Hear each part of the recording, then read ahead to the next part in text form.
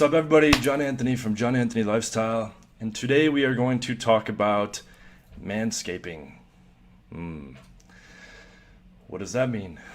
Shaving your pubic hair, okay, the hair that grows around your dick and balls. So before continuing, please like and subscribe below if you have not already. Press the notification bell to get alerted of all the new videos. So I will just show you what I personally use, okay, but you might first off be wondering, is this a thing? Do I need to do this? Why are you recommending this? First of all, if you're walking around, okay, here we are in the middle of June. If you're walking around in the summertime and sweating, as people do when they walk around and the weather is hot, and you have a bunch of pubic hair, what that's going to do is accumulate sweat in this pubic hair, okay? And for those of you that have any kind of experience going to lick a vagina when there is a bunch of sweat in the pubic hair, this can tend to lead to an odor, okay? Even if there was any sweat, like say it was fucking cold, okay?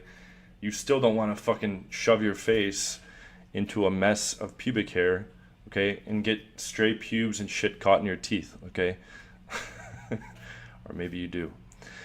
But that is one of the main reasons you want to be doing this. Not only will it accrue sweat and lead to a smell, potentially, but when a girl is giving you a blowjob, for instance, she doesn't want to fight against this forest of messy pubic hair, okay? She can get straight pubic hair in her mouth.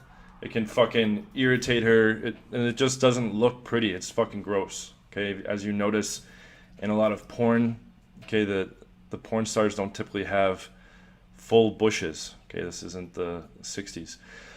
So here are the tools of the trade, so to speak. I don't use traditional regular razors with shaving cream. I just prefer electric razors. So I will put up the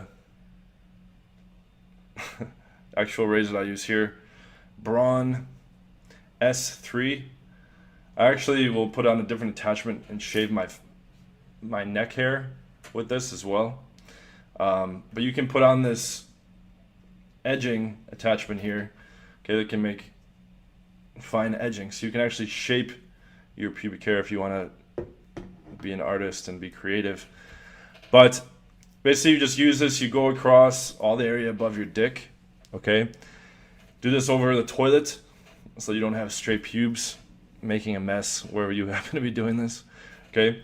So just go over it, get all the hair above the dick, and you don't really want to be using this on the head, or sorry, Jesus Christ, there's like a girl on her way over, I'm like thinking about that.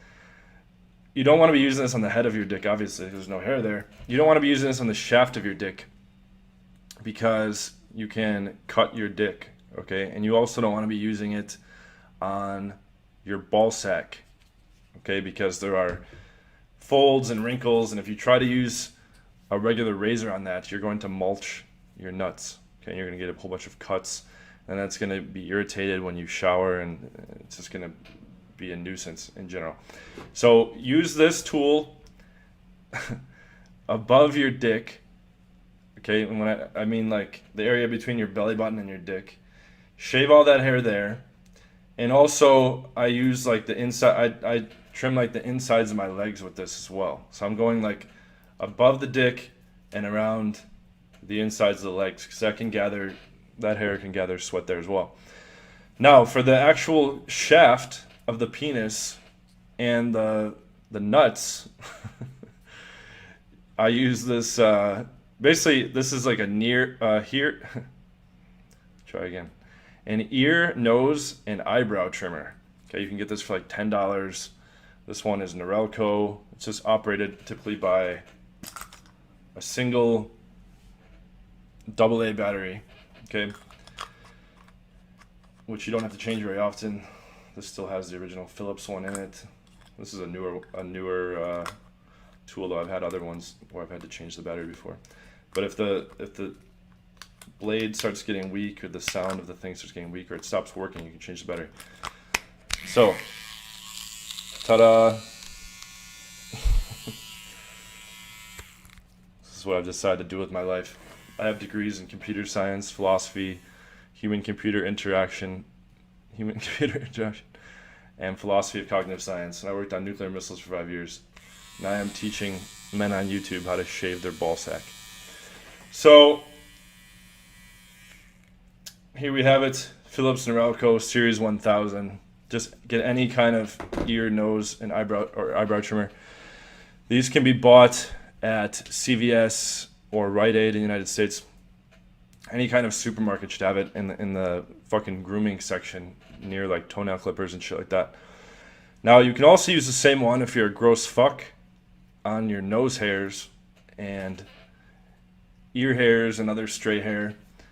But for the extra $10, you can keep those two lives separate. So what you're going to want to do is basically, okay, I'm not going to demonstrate this with my cock, but you're basically going to pull your cock back, right? There's going to be stray hairs along the base of your dick.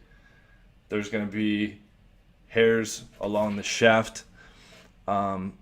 This is also very good for like under your balls. Like there's a bunch of hair that grows between your balls and your asshole. I'm always curious, like, if my video will be demonetized as soon as I use profanity or sexual language. I guess we will find out shortly. And I'm tempted to like send this to my family chat. Check out what I taught people today. So the hair can accumulate down there as well. And not to be fucking disgusting, but when you take shits, when your balls sweat, etc., the hair can, or the sweat can drip down into the fucking hair between your balls and your asshole. Okay, so you're gonna, otherwise known as the taint. Okay, so basically, here's how you do it. You go over the toilet, you fucking run over the top area, okay, above, between your dick and your belly button. You go along the legs, okay, get close to the dick and the balls without actually hitting them. And then you do the fine tuning work with this thing, okay? Now, this can be run over the ball sack, the scrotum, without mulching it up, without inflicting cuts and injuries.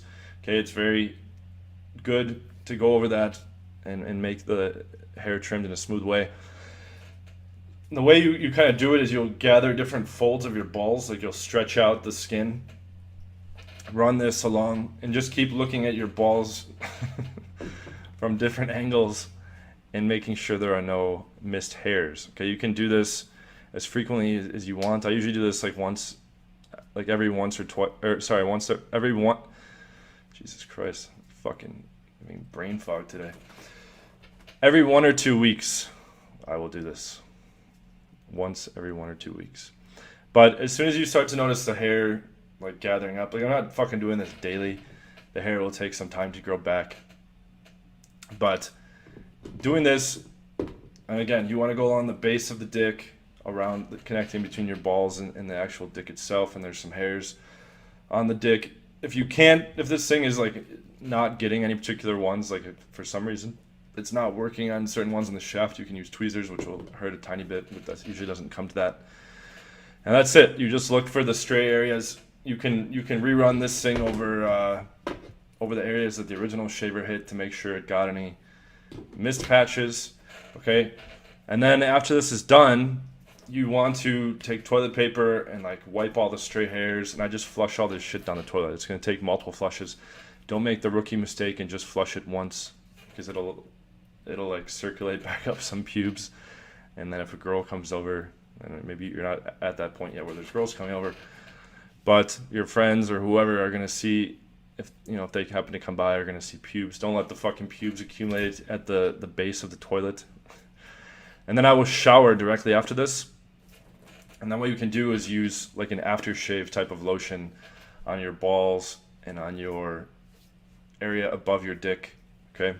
Just so that you don't get any kind of red irritation. Like whatever you would use, whatever kind of lotion you would use here, okay? So after you shave your neckline, okay, the lotion that you put there for the aftershave lotion, you can use the same lotion for soothing your skin after you have chopped all the the forest.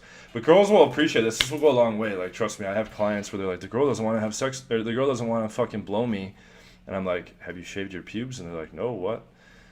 And like, no, this will not make you look like a little boy. Some guys are like, well, isn't this going to make me look less manly because I'm going to have like bald pubes? Like, this is what they have in porn. This is what girls prefer. This is what most guys prefer on a woman too. They prefer her to be bald, not to have a mess of pubes. Like, you don't want to be licking a girl's pussy and getting like all this mess of pubic hair in your face and getting straight pubes caught on your tongue and in between your teeth, okay? Unless you need to do some impromptu flossing. So that is that. Hope this was educational and informative. Thank you guys so much for tuning in. Please like and subscribe below. Oh, I got it right this time. If you have not already, I will see you guys in the next video. Take care, and don't put this off.